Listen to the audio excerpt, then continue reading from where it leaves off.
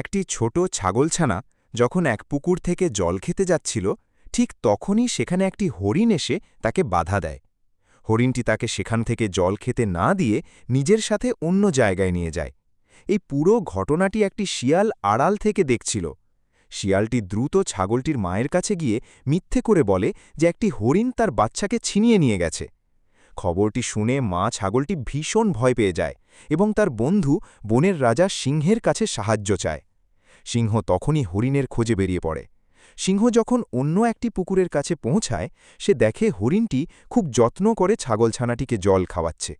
সিংহ আক্রমণ করতে গেলে হরিণটি তাকে থামিয়ে দেয় এবং সব ঘটনা খুলে বলে।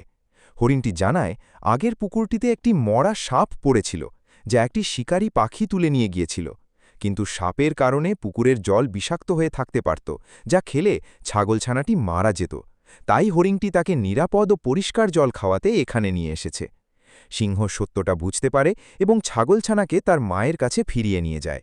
মা ছাগলটি সিংহকে জিজ্ঞেস করে সে হরিণটিকে মেরেছে কিনা। সিংহ তখন তাকে সব কথা খুলে বলে এবং বোঝায় যে হরিণটি আসলে তার বাচ্চার প্রাণ বাঁচিয়েছে।